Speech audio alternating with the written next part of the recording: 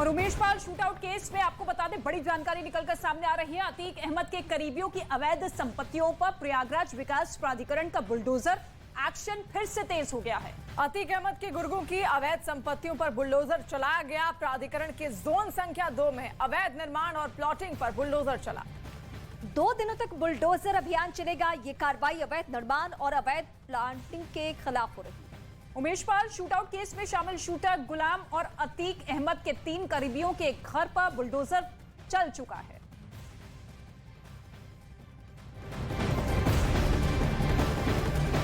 और वहीं प्रयागराज में हुए उमेश पाल हत्याकांड से जुड़ी बड़ी खबर आ रही है। माफिया अतीक अहमद की पत्नी शाइस्ता परवीन का एक और पर्दाफाश हुआ है। तो पुलिस सूत्रों के हवाले से खबर तो ये मिल रही कि शाइस्ता परवीन ने शूटर से कहा था कि उमेश पाल को जान से मारकर कामयाब होना है। इतना ही नहीं, शाइस्ता परवीन साजिश की सभी बैठकों में शामिल होती रही थी। और खबर यह भी है कि आखिरी बैठक में शाइस्ता परवीन ने कहा कि उमेश पाल को जान से मारकर कामयाब होना है। यानी ये पूरा शूट आउट शाइस्ता परवीन के इशारे पर ही हुआ है।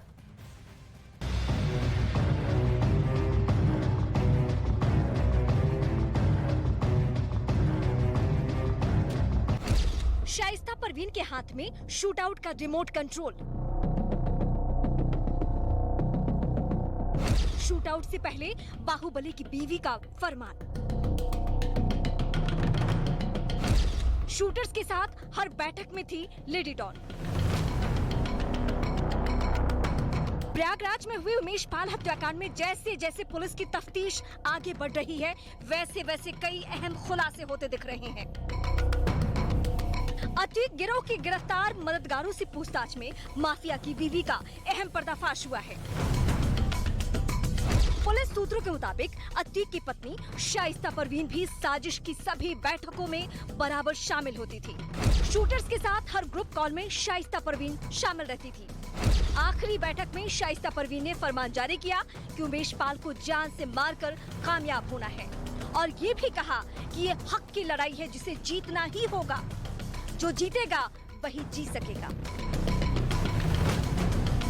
यानी कि इस शूटआउट की पूरी प्लानिंग फरार शाइस्ता परवीन के ही हाथ में थी।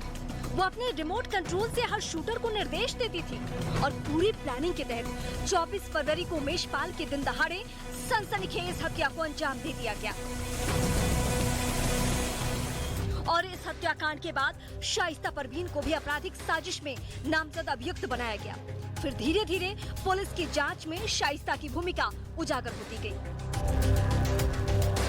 अब तक गिरफ्तार अपराधियों के बयान से ये साबित हो चुका है कि शाइस्ता परवीन शुरू से ही सनसनीखेज वारदात के षड्यंत्र से जुड़ी रही है।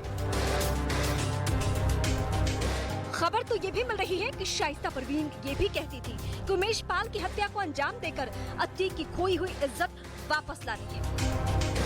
वहीं अतीक के ड्राइवर कैश अहमद और मुंशी राकेश कुमार उर्फ लाला भी स्वीकार कर चुका है कि उमेश पाल की हत्या के लिए अतीक के प्रयागराज में चकिया वाले घर में शूटर्स की बैठक हुआ करती थी। और इन बैठकों में अतीक अहमद और उसका भाई अशरफ रेकी करने और गोली मारकर भागने के तरीकों पर अपनी बात रखते थे। और इन सभी योजनाओं में शाइस्ता परवीन पूरी तरह से राजदार थी।